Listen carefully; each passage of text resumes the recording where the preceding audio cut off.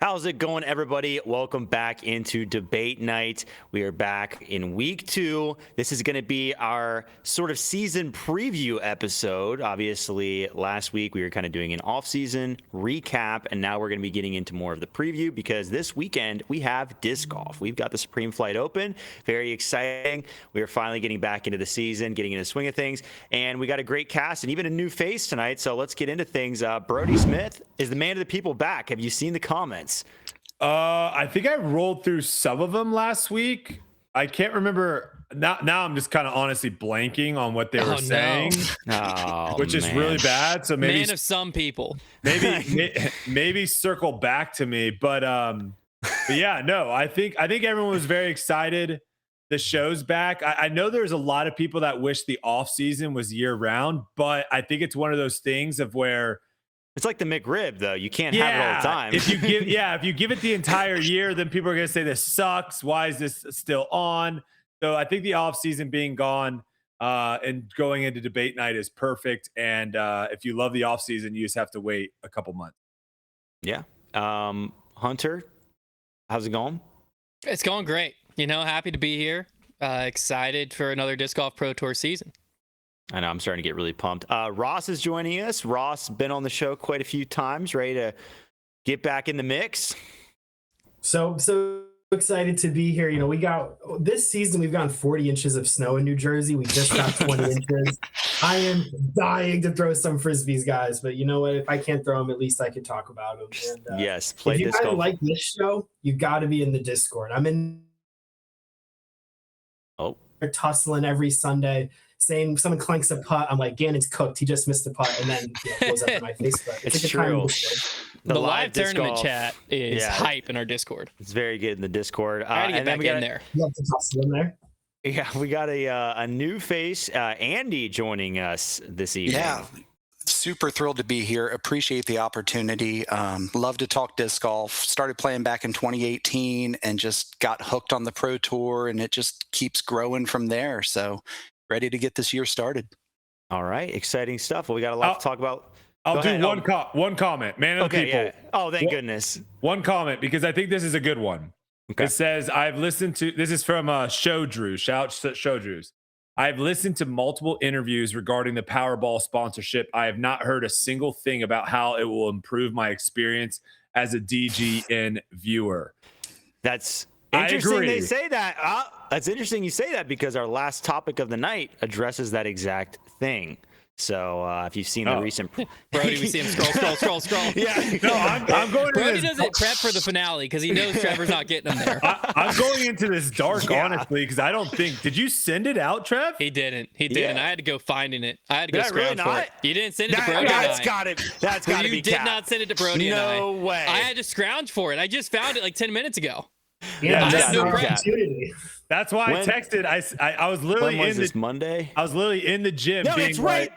Oh, that's the 16th. Yeah, that's last week, brother. We didn't get one. Because I thought, I was like, dang, Trevor didn't plan the show. That's kind of crazy. Oh, and I had to go looking for it. I was prepping a dinner. I missed a whole dinner with my kid because I was looking at this. I'm a bad person, guys. All right. Well, we're gonna get a lot of fresh takes from the foundation, guys. Let's get right into things. So, first topic here: the Disc Golf Pro Tour is taking a slightly different travel route this season, stopping in Louisiana and Charlotte, only playing once in Texas, and then some other changes as well. I want to know, is this the best schedule the tour has made yet? And which events are you most excited for in 2026? Brodie Smith.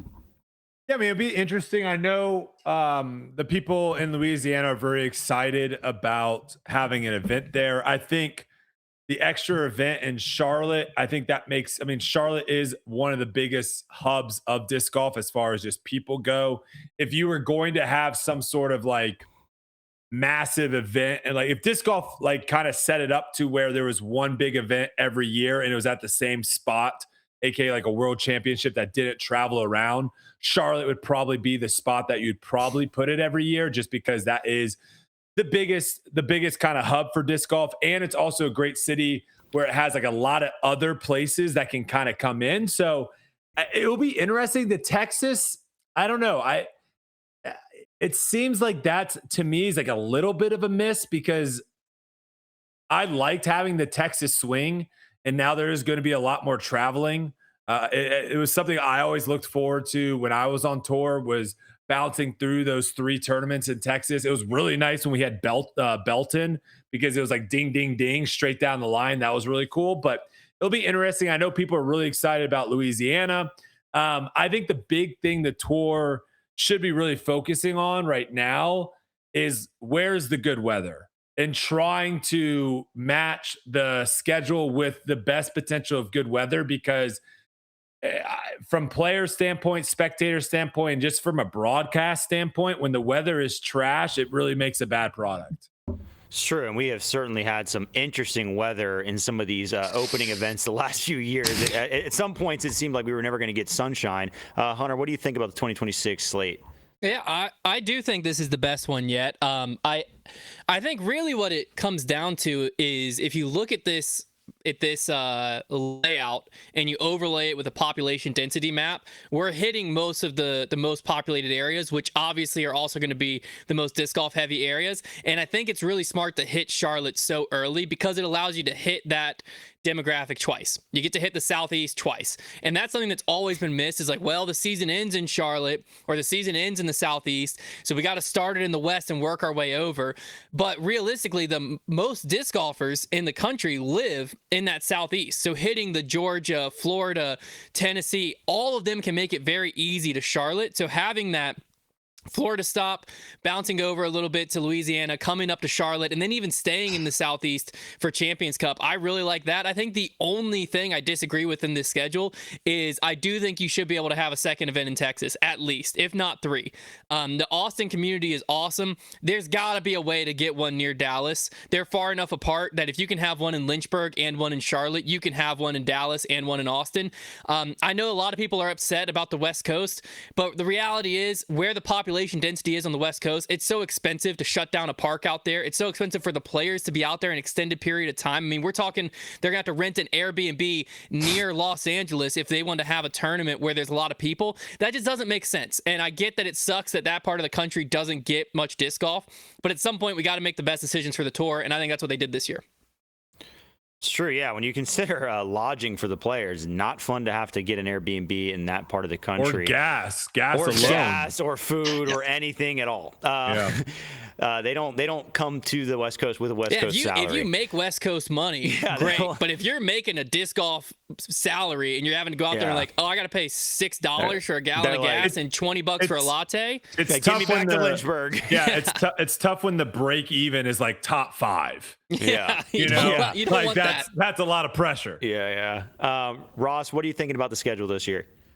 I think this is the best schedule they've come up with, but I think there still is room for improvement. And I hope the tour every year adds and takes away stops. Like this year, we've dropped Waco, and a handful of other places, and we've added Jonesboro, which is a good stop. I hope they continue to do that, of like every other year they're going to a certain location, just to both diversify the tour, diversify the courses in the communities that maybe can't support an event every year, but can every other year.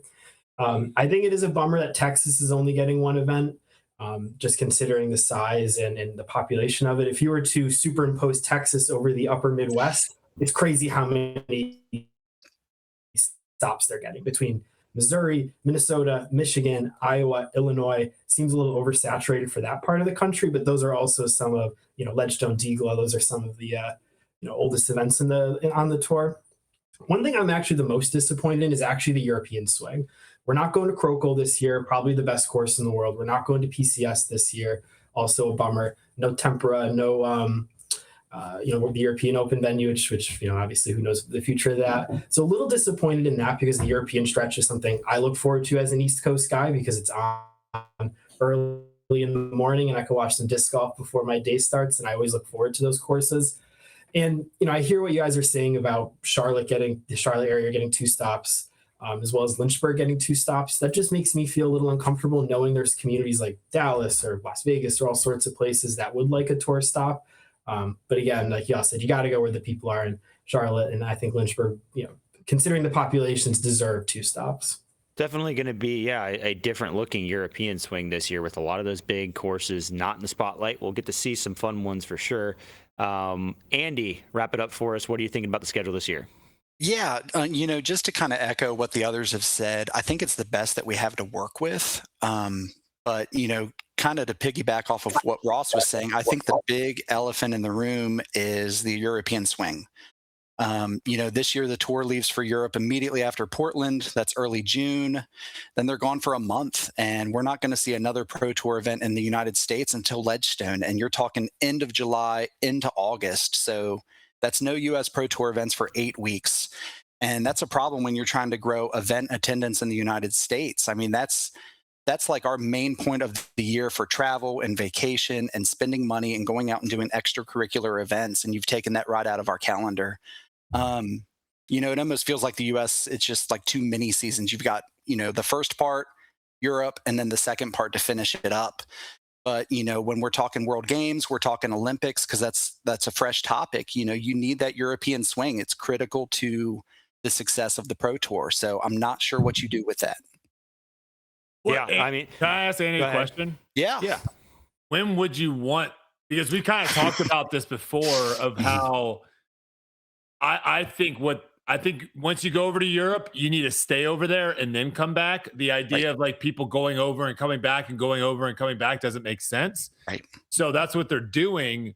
When should that happen then?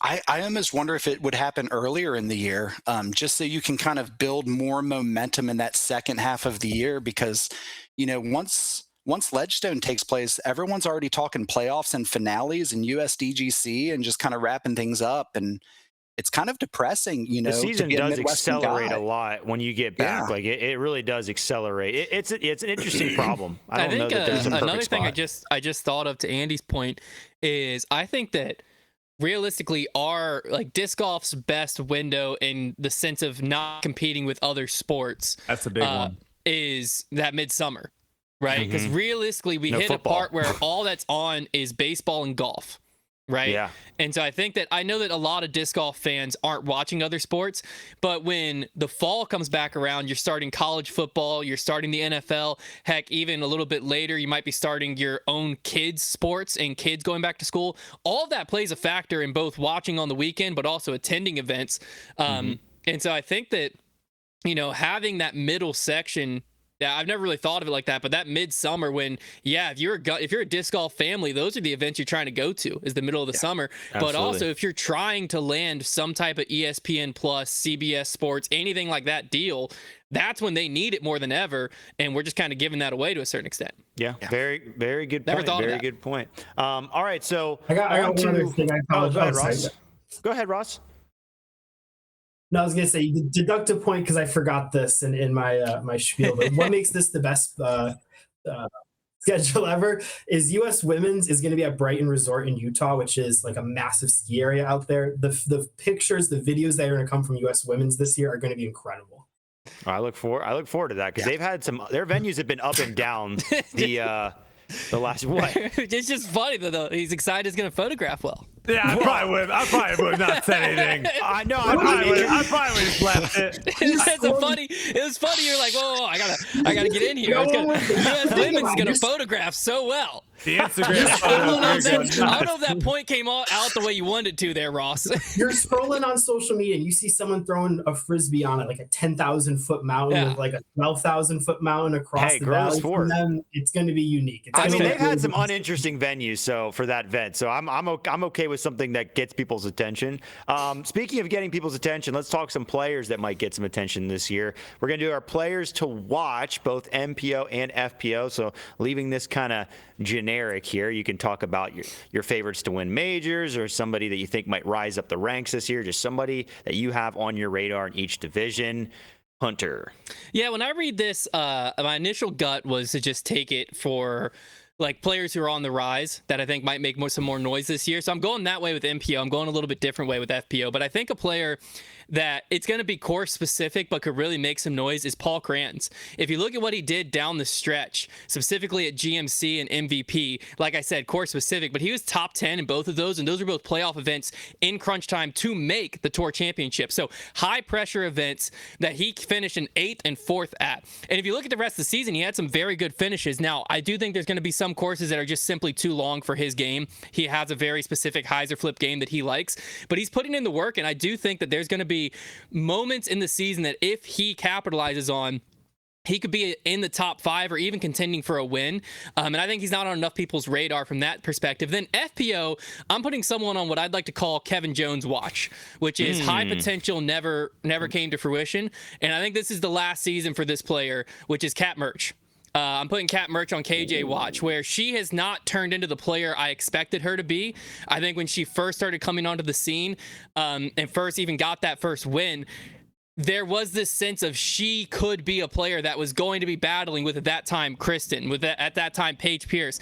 And she just hasn't turned into that week in, week out competitor I expected her to be. She's been very, very solid disc golfer, but to get to that next tier, I think this is her year where after this season, if it still hasn't happened, I'm starting to think it's never going to. Kevin Jones watch. I like that. That's a fun narrative to start up. Ross, who are your players to watch? So if you're in the member of the Heiser Club, you would have heard that I soft launched this take there at the mailbag. But for the MPO, it's Ricky Wysocki for me. The man has not won on U.S. soil since June of 2024. I really do think if he doesn't pull like a season or two together, his legacy, as it's looked back retrospectively, is really going to be in jeopardy. If you look at other players who maybe like in other sports who had peaks early in their career and the ending maybe wasn't so good, it affects how people view them. If he isn't able to kind of string together some U.S. full field pro tour wins, God forbid a major, that would be, then, it would be egg on my face. But if he isn't able to kind of turn his career around, in my opinion, I think his legacy could be tarnished a little. And for FPO, it's Cadence Burge for me. I think she's somebody that has the potential to really, she kind of broke onto the scene last year.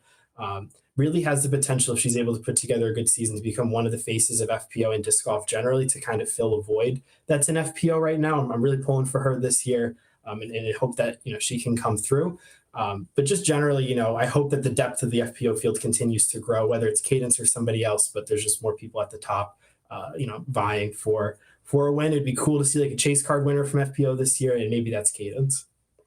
Yeah, great picks there. I definitely.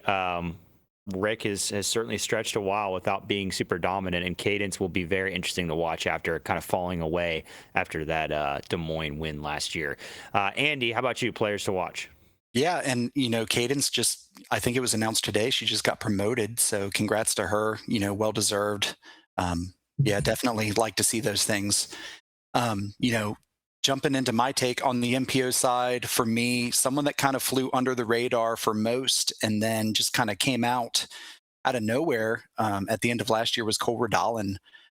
He was dealing with some sort of hip injury, I believe, in 24 into 2025, and dealing with some rehab around that and kind of adjusting his form, to better himself and prevent those injuries from occurring. And, if you look at him coming off the tee, that dude is just butter. Like, he is so smooth, just effortless distance. He makes it look easy. And, it's kind of like a Gannon Burr. It looks like he's just playing a backyard game when he throws. And I think when he really gets dialed in, he's right up there at the top tier level with the Gannons and the Niklas and all of those guys. Looking at Idlewild, it started a stretch. He finished 3rd at Idlewild. He finished 3rd at Green Mountain, and then he won MVP. I mean, that's impressive, So I'm curious to see what he does with that and where he can go. And then quickly on the FPO side, Hannah Wynn. She just gets better year after year. In 24, she missed cash 9 times, but last year she only missed cash in 4 events, and she was like right on that cut line. Discraft sees something in her. I see something in her. She's got a good personality, carries herself well, and fans like her. Yeah, good picks there. I think Cole Cole is really on the brink. I think when he's at his best, you see that putt really start to come alive as well. I think he's a super dangerous player when he is playing to his potential. All right, Brodie, finish it up for us. Who are your players to watch? All right, I'm gonna go with a 28-year-old, and it's gonna be similar to, I think, Hunter, what he was saying with the Cap merch of it's either now or never. Like it's we're either gonna see something and be like, oh, okay, we're gonna maybe see some greatness for the next couple years, or this is just who the player is now, and we're maybe see some signs. But I'm going with Eagle. All right. Eagle's a very interesting player going into this season. If I would have told you how many top 10s he had last season, I think you all would be very surprised that I think he only had 2 top 10s in the entire season, which is kind of crazy to think about. He didn't play every event, but he played a handful of them. He only missed a few. I was going through his Instagram too, just to kind of see how his off season was and seeing kind of where because I feel like mentally Eagle, that's where he's at right now. Cause I think he's back physically. And he said he's going to take a more relaxed approach this year, playing 18 events, which is kind of crazy because I think 18 events is a lot, but I guess you could play 22, 24. And he basically had his off season in Hawaii. So really good weather, probably was playing a lot. And that is someone, Supreme Flight Open. It's a weird event that starts. We normally see a lot of people that kind of have a breakout performance there. It'd be very interesting to see how he performs right off the bat for me. And a female. I have to pick a female too? Well, I mean, just throw us one. I mean, you're out of time, but just throw us one, you know? Someone that I'm interested in seeing a breakout year from. I don't know. I mean, FPO is so weird. It's all up and down. It sure is. You know, I'll say this. Say it. Evelina posted something recently where she changed her putt. Yeah. And this time it actually is a form change. Not Could whatever. No, I don't know what she was doing before when she's like, hey, I changed my putt. My putt looks good. I was like, it looks exactly the same. You just posted your makes. She's now actually oh my gosh, putting completely different. So I'll say this. If her putt is actually a normal person's putt, she might win every event. She might win MPO. 2022 or 2026? What year are we in right now? That hasn't died yet. She might win every event, but the like key I to said, keeping your name in the news is not be a good putter, but be really good at throwing. Because we will never stop talking about what if. We'll never stop. And change your putting form or your putter every off season. Get us talking. I mean, I'm saying that a few times. This is a Hebenheimer change, guys. This could be big. This is actually like a drastic change. It could be big. It could be big. All right, well, let's talk about kind of a fun new change to the schedule here. So the Disc Golf Pro Tour is introducing a doubles event this year at the Preserve. The Preserve, normally just a stop on tour, it's now kind of converting into this doubles tournament. It's going to allow players to pick their partners and, slightly controversially, earn Disc Golf Pro Tour points. So I just want to know, do you think this event has any chance of being a long-term stop on tour? Is this just going to be a flash in the pan, or do you see the potential for some roots here, maybe a fan favorite event? Ross, what do you think? I hope that in this current iteration, it is just a flash in the pan. I mean, I feel like you're going to have to shoot 20 down around at the Preserve in order to win this thing. I mean, that course is already extremely soft playing singles. And if you're putting 2 players together, it's going to be, you're going to need 20 or 21 around, it seems like, maybe to take it down. And also, I would be devastated if someone missed the Tour Championship because of this event, because they weren't friends with a top 5, top 10 player and weren't able to gain those extra points. However, I do think a doubles event on tour is something that should be a staple. One thing that the tour has done and kind of gotten rid of, which always kind of puzzled me, was having the All-Star event at the beginning of the year. 3 of the 4 major sports have it mid-season. It's a mid-season break. And that way you're rewarding and highlighting people who are playing well in that season and highlighting that. I think it would be cool if that was what this doubles event morphed into, is an all-star event midway through the season at hopefully a more challenging course. There's more score separation, and you're highlighting the top 30, whoever's in the cut line maybe for the tour championship. Those are the all-stars. Those are the people that are playing in the doubles event. It could also help in terms of, the crowd, and you're consolidating galleries more. But as it is currently, constructed, not the biggest fan of, but I love disc golf, so I'm going to be watching it. Yeah, I think a lot of people feel like that, where it's like, I don't really love it, but it will be entertaining. Andy, what do you think about the doubles event?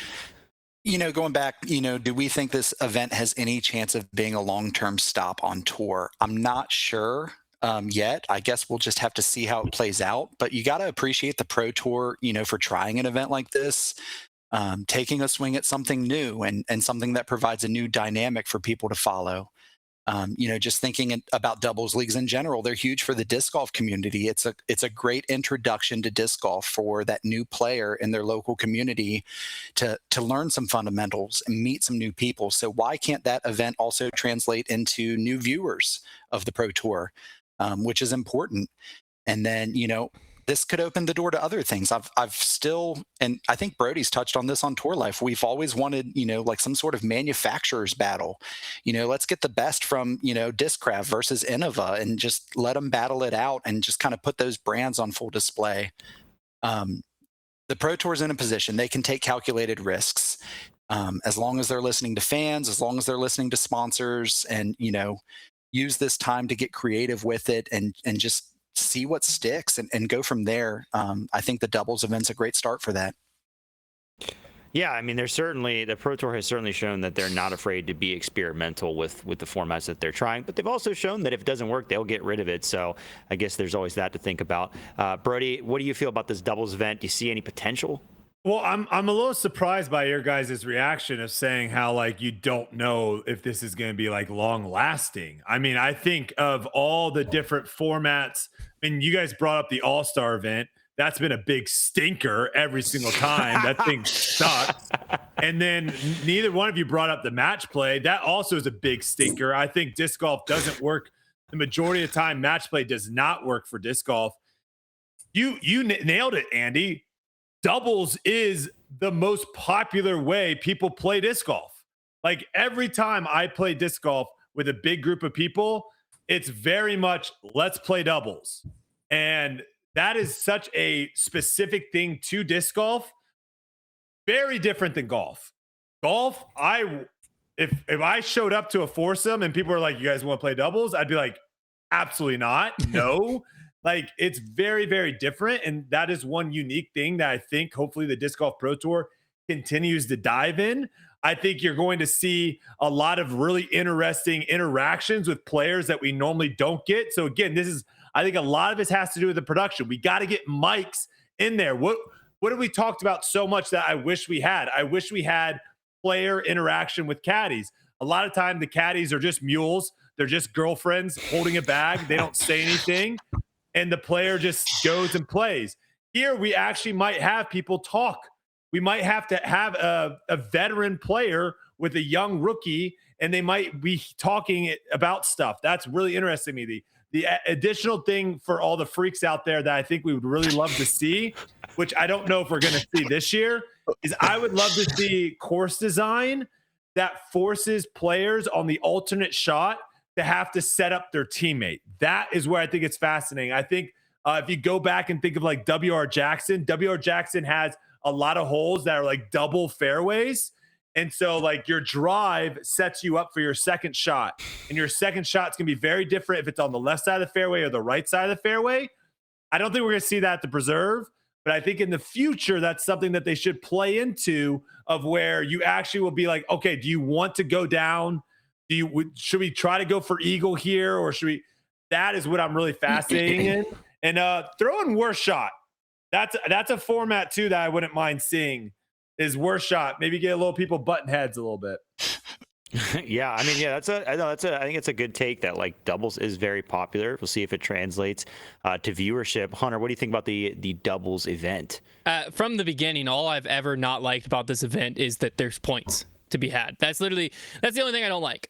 Everything else makes a lot of sense to me. I like it a lot. I think that Brodie made a lot of good points. I do think that one thing that is hopefully the Pro Tour is looking at is like when Brodie was on tour, one of the popular things on tour was Brodie and Ezra's double battles, right? And that's still a thing that's going on. I just saw Ezra dropped one recently at Olympus. Like, we used to do the bogey row battles every month. Like, that is a format that is already very popular on Disc Golf YouTube, and they now have a chance to do it if they get the production right. But I think one thing too, that the production matters a lot, but a big part that matters is how fired up the players are. Because if you have a bunch of dead fish players out there that are like, this is just another event, who cares, then this is going to flop on its face. No one's going to care. But if you get people who are like vibing off each other, they're trash talking the other team because you have someone who's a little bit more loudmouth with someone who's more reserved but discussing at disc golf, and you have someone who maybe they're like so tight that they're willing to be like, really you're gonna make me make this 15-foot putt? Are you kidding me? Like, and you have those type of moments, which doubles will bring out. It can bring out some of the character in disc golf and actually be a very electric event to watch. The production side matters a lot to that, but I do think this sets people up for something that is potentially very entertaining. And what I think could have this be a long-term stop is if there's a team that's dominant. If you have the Paul AB team go out and win a second time and then win a third time, and all of a sudden it's like, can anyone stop these two? I think that could be something that could develop its fun out of here if some teams stay the same year after year, or there's drama in, Calvin dumped Bradley for someone else. And it's like, what the heck? Why did that happen? And I think there's a lot of fun aspects that could happen. I just wish it wasn't for points.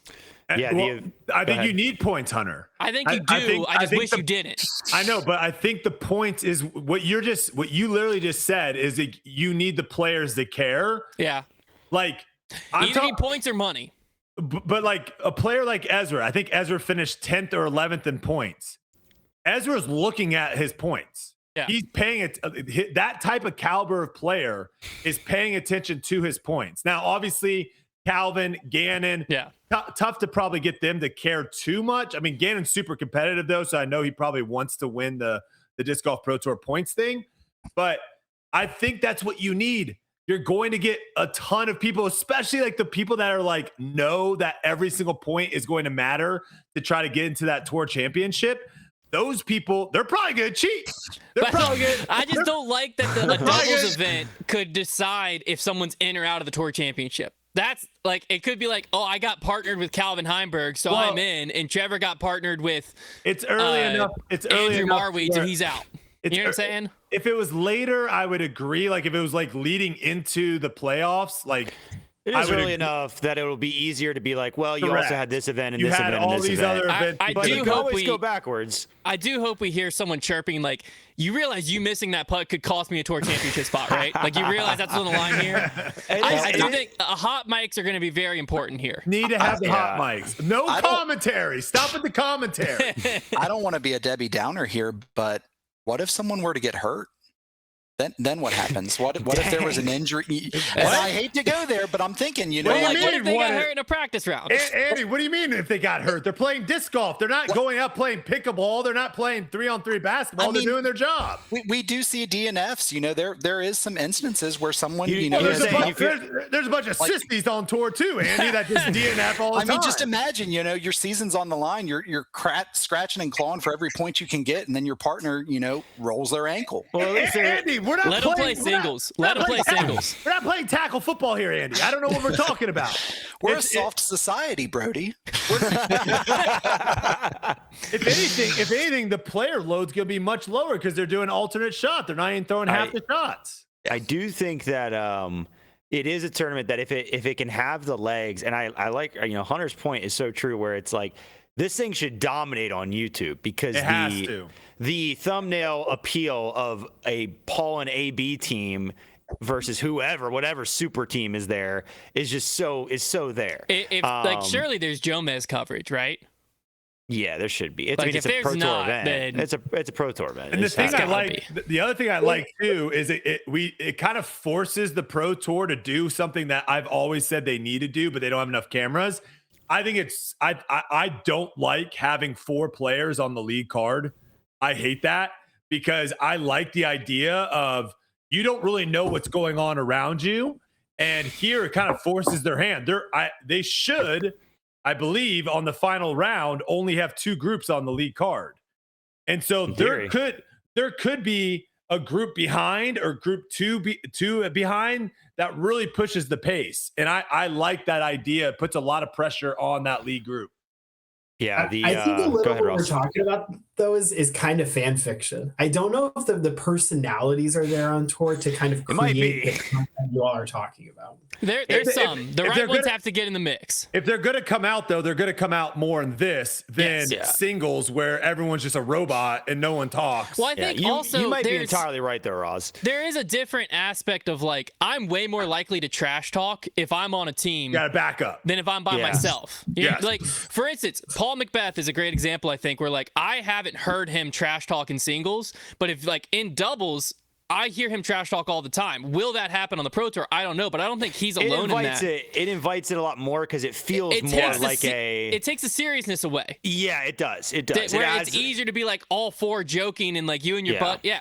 Versus soon as like you- if I make a chirpy comment to Trevor and Trevor's on the lead card, we're going head to head. Like in singles, that's a like lot that's crazy. more intense than like Yeah. me and Brodie are playing doubles and we chirp at Trevor. It, Like it invites it. I just think that it sets it up a little bit more, but you could be right, Ross. They might still Yeah. not come There's out. still points and money on the line. Like there's like players who are like dying to make the cut to the tour championship should be taking it just as serious as a regular. It's just doubles. there will Doubles be- just well, lowers your guard a little bit. There will be different dynamics going on because some players will probably take it just as serious. Some But won't, that could be and very that might lead Well, that's what to some animosity. Exactly. Some of the best moments what if in partner Poker Pro. partnered up? That's what I'm saying. One guy's like, dude, chill out. It's not that big of a deal. I needed that. There's been moments in Bogey Bro battles where like one of us has given up and the other one of us is like, which obviously that's a much different stake, but still like No, it's like that was my some of grocery those money. heated things is Trevor's still in the heat of the battle and I've already given up, and so I miss a putt. I'm like, who cares? And Trevor's like, what are you doing? And like those are the best moments. I'm rooting for that. We'll see. I do think the longer it can stay on the tour, the better it could be. Yeah, it needs but time. It does need time. I'm honestly just talking about it. I'm looking forward to at least checking it out. It can't be worse than just some throwaway event, though. No. That's It what can't be worse than match play. Like, No. well, yeah, I mean, match plays atrocious to watch. Should be a good time. Anyways, let's move on to our last topic here before we get to the finals. So we're gonna talk a little about the FPO division here. So we're now entering a new season without Kristin Lott in the FPO field after her kind of mid-season retirement, hiatus, whatever it turns into. What do you expect the identity of this division to be this year? So for years, we've started the season with the narrative of who's going to challenge Kristin. A new player comes up like Silva. Is she the Kristin beater? That is really drives our FPO narratives. So now the attention's got to shift elsewhere. And I want to know, is it just set up for a major drop-off? Is there any chance that this division can pivot in a direction that is as interesting as the Kristin dominance arc that we had? Because that truthfully was probably the most interesting FPO we've had ever, honestly. So, Andy, what do you think? FPO is wide open for whoever wants to take it. I started following the tour in 2018, and it was the Paige Pierce era. It was always Paige this, Paige that. She was my introduction to FPO. Her and Katrina, their legendary battles, constantly going back and forth with each other. Kristin came along and just kind of stole everybody's thunder. She started dominating. She started her era where she just seemed like she was untouchable. There wasn't one thing that she did better than everyone. She just did everything really, really well. And there was no clear second place. You got your big money Missies. You've got Own, who's a double champ. Holland Hanley continues to get better year after year. We've got the emergence of Silva. Evelina's always in the mix. But we don't have that one FPO player that just sticks out head and above everyone else now. And, FPO is still very much in its infancy. It's continuing to evolve.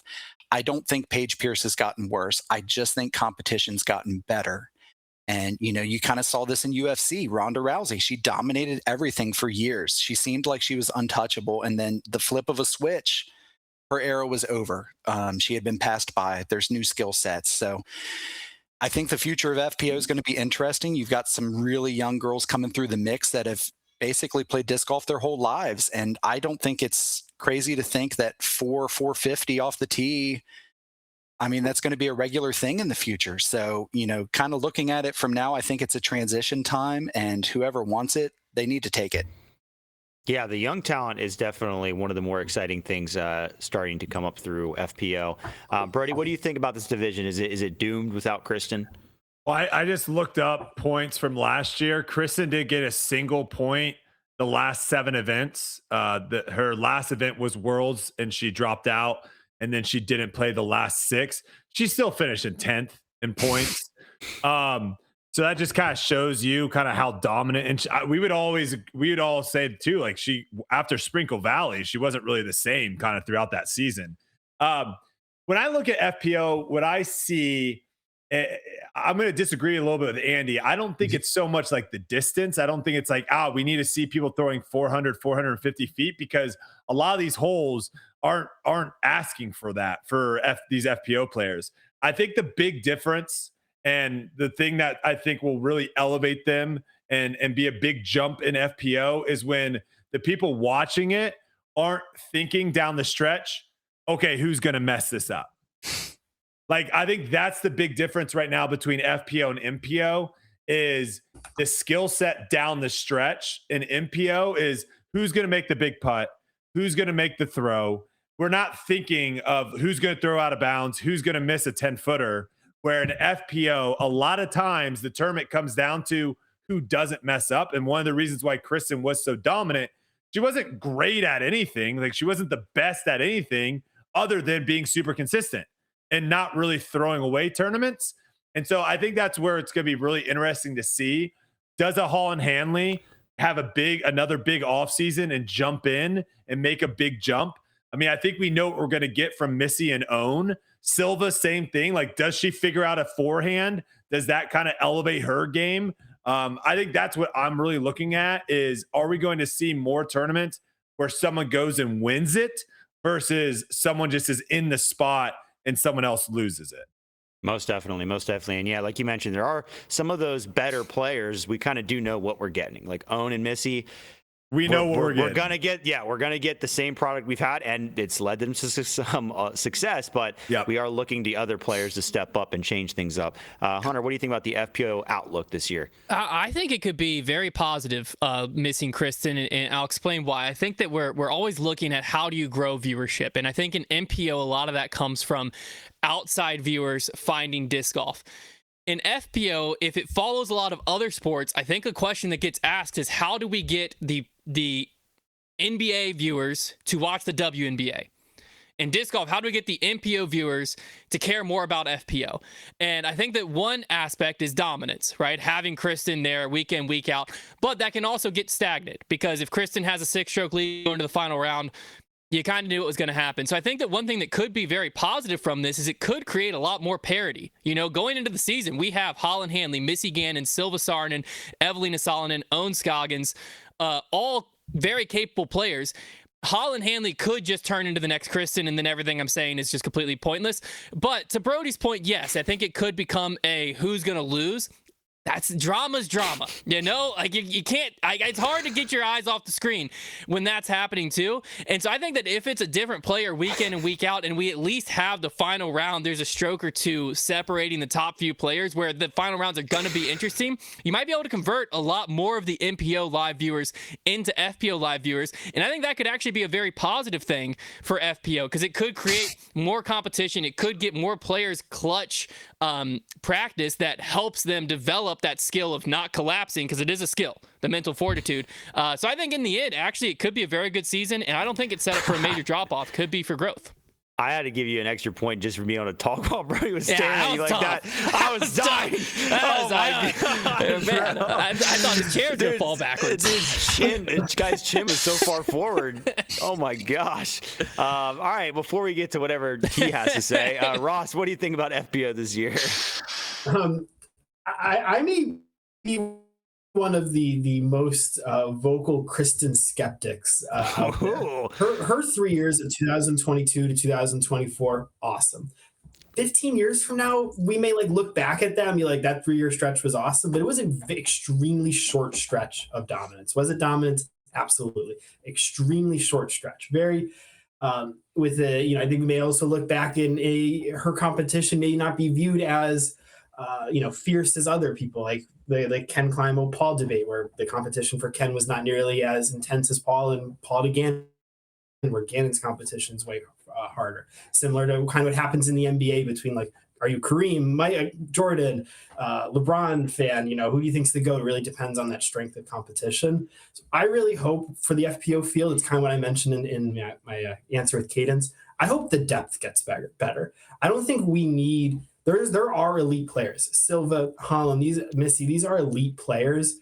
We need more players. We need more Paul Krantz in the FPO field, where it's like a person who's, lurking, making money on tour, but all of a sudden out of nowhere just makes a few lead cards, and you have more characters. Because at the end of the day, this is a reality TV show. A reality TV show, you need to have characters that you're attached to, and the more characters that are involved, I think the more exciting it is. And, if I think the most important thing for live viewership that has happened with MPO is chase card winners. If there are FPO chase card winners, you will feel like you have to watch it live in order to understand what happens, opposed to watching it on Jomez. We need to start ripping quote cards on this show, because I want one that has Ross's face and said, "We need more Paul Krantz," and then underneath it says, "Talking about the FPO field." It's a really good point. It's a really good point, but it would just look so funny on a quote card. All right, Brodie, show and tell. What do you have to say about these? I might be in the minority here, so light me up if I am in the comments, but those were two of the worst responses I've ever heard in my life. Hunter's over here being like, basically what he just said was, you know what? It doesn't matter if Tiger Woods plays in the PGA Tour. We have all these other people. And that parody. Tiger not being around doesn't matter anymore.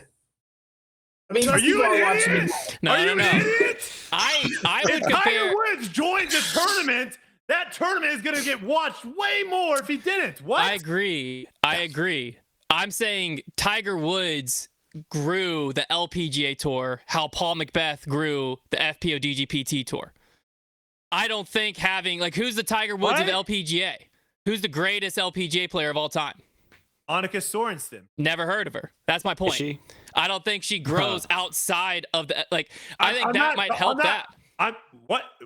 I'm not. Tiger Woods reached me, a non-golfer. Annika Sten didn't reach me, a non-golfer. I'm not talking about Annika Sten. I'm talking about Kristin Lott. You had someone that literally was bringing crowds the same level that you would see in MPO. Her crowds at tournaments. Yeah, on the grounds. Yeah. Matched MPO. People were paying attention. She was one of the top three. I've always said this. She was one of the top three most popular players in disc golf. Yes. And so losing her is a huge deal. And you made it seem like the parody now is I think the parody could help the growth of FPO. No! Yeah. Not on the grounds. I agree with the grounds. But the grounds is, again, who sold the ticket?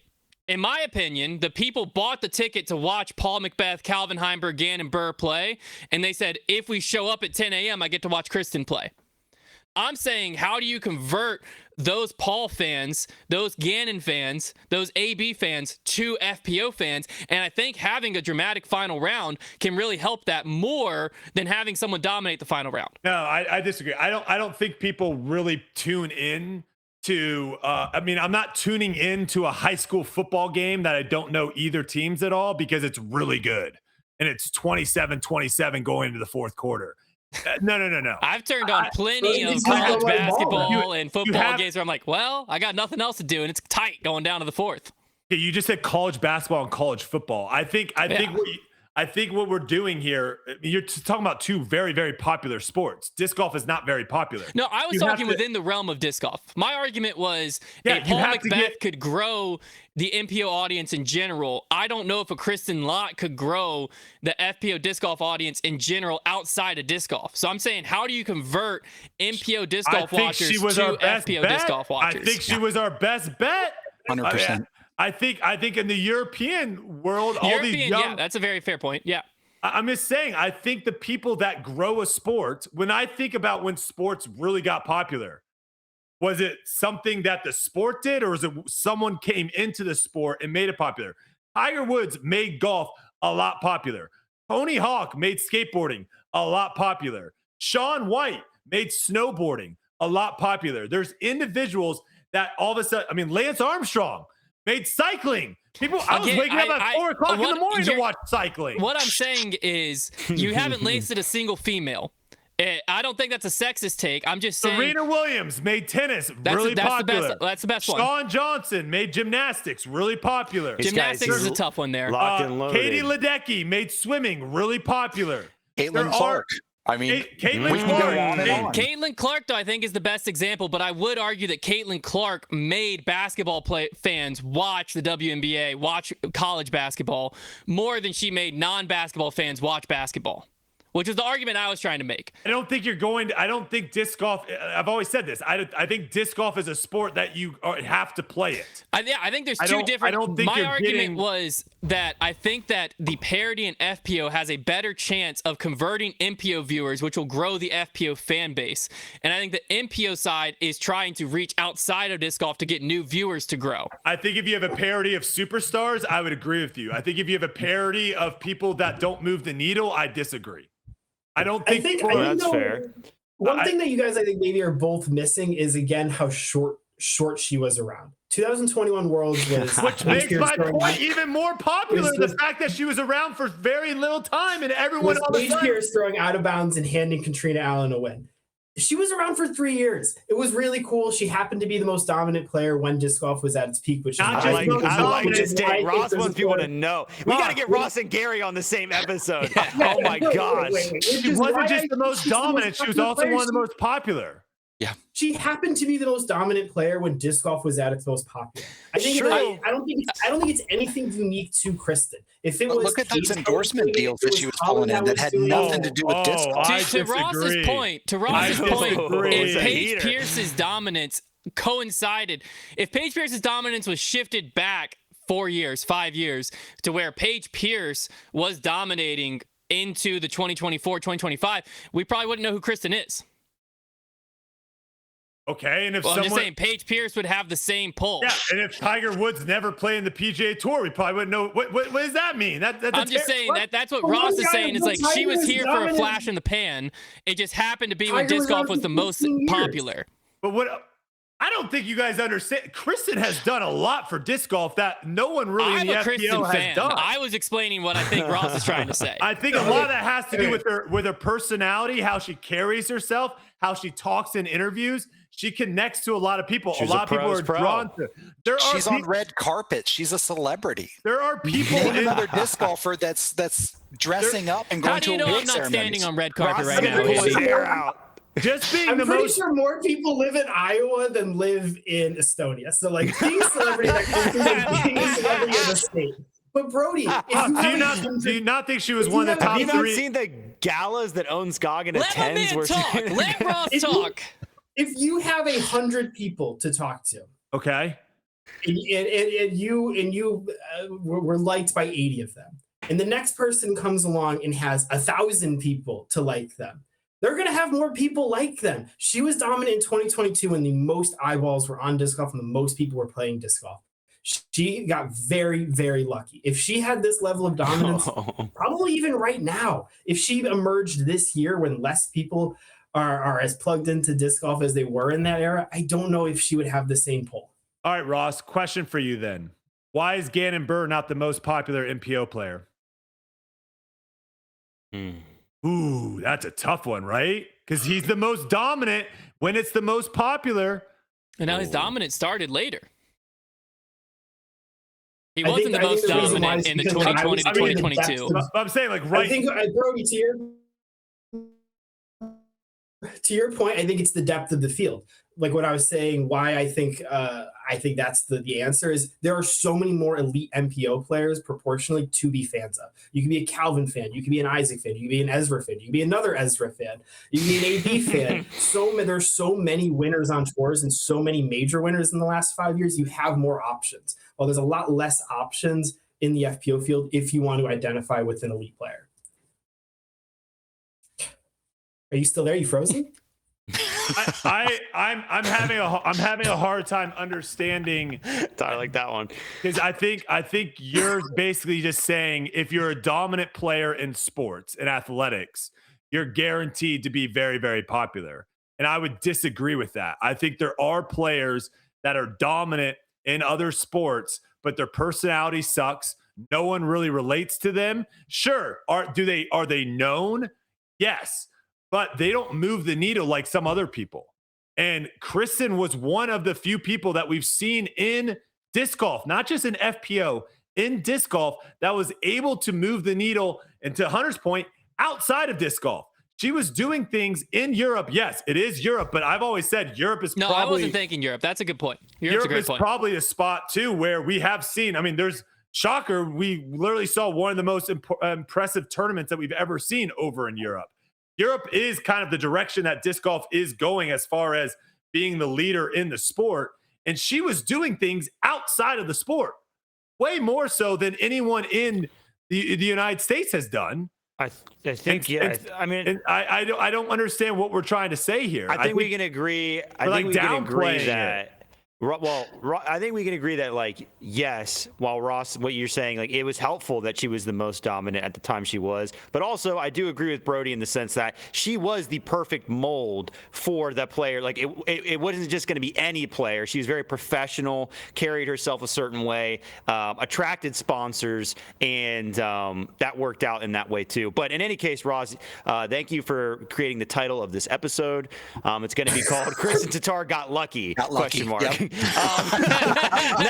That will be the other quote card. All right, let's move on to the finals. Weigh in on that in the comments. I want to hear everybody's takes because that's a spicy take. I loved it. Let's get to the finals. This is going to be Brodie and Hunter neck and neck. Brodie, congratulations.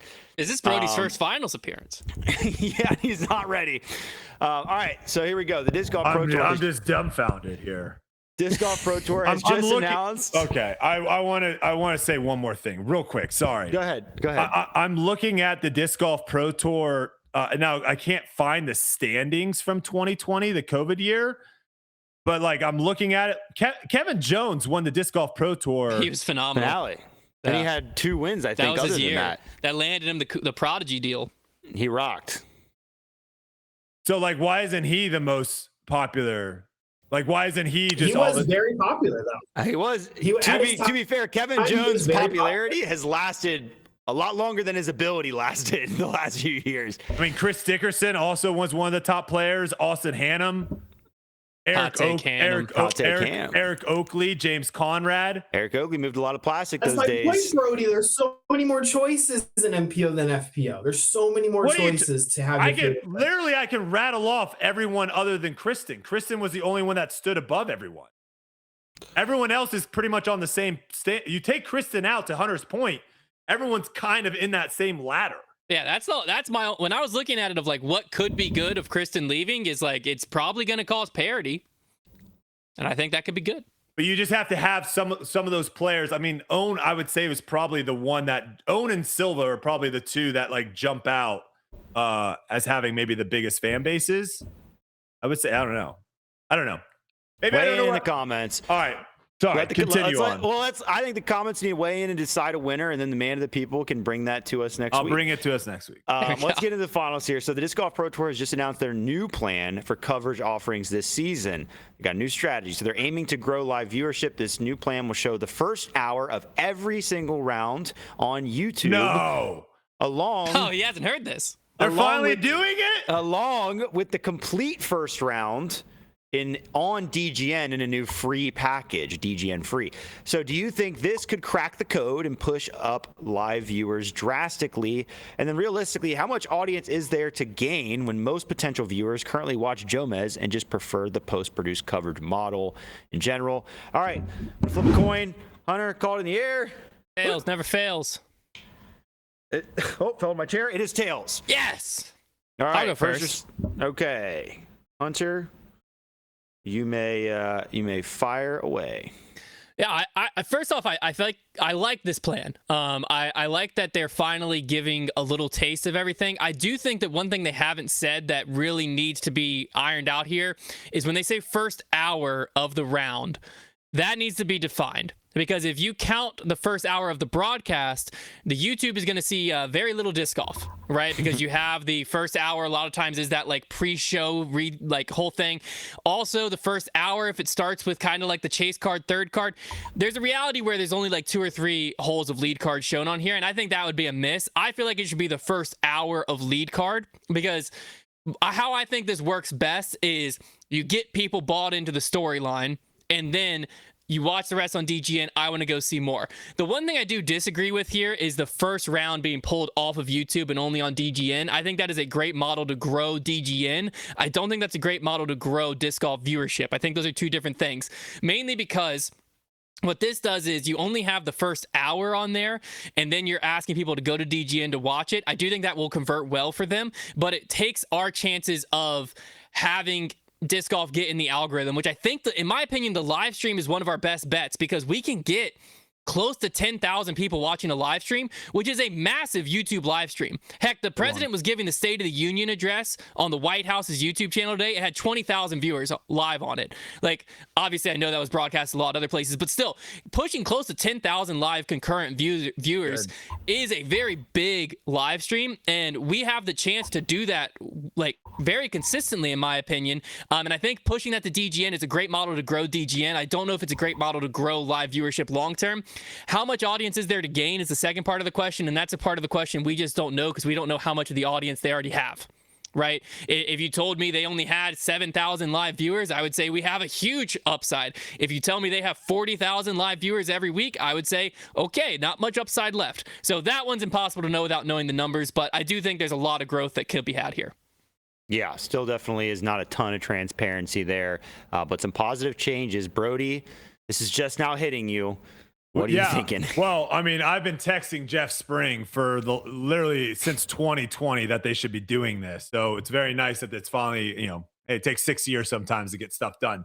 Hunter, when you said they're polling it, are they not? You're saying they're only showing 1 hour on YouTube and then it's gone? They're not doing the full. What do you mean by polling? Yeah, only on DGN. So for Supreme Flight, the whole first round will be on YouTube, but for other events, the whole first round will be free on DGN. You can have like a free account. Oh, okay. So yeah, so this is where, again, maybe there's probably smarter people that know what they're doing, but I would say I would almost flip it. I would almost make it to where the only place to watch the first round is live on YouTube. So that way that number is big, right? Because if I'm just scrolling and something pops up and I see like 25,000 people are tuning into something, I'm probably more likely to click on it than if 10,000 people are watching it and 15,000 people are on DGN. I think adding YouTube likes that, getting the algorithm. I mean, the chat would go insane with that many people. You could also set up subscriptions if you wanted to do like, have it to where like the chat isn't crazy. You have to have a subscription on YouTube. That's another form of revenue. But I think what I would love them to do, and again, there's probably smarter people working for DGN than me, and they're probably like, Brodie, you're an idiot. But what I would love to do is you basically have two different YouTube live streams going on at the same time. You have a live stream of the broadcast, and then you have a live stream that just shows lead card.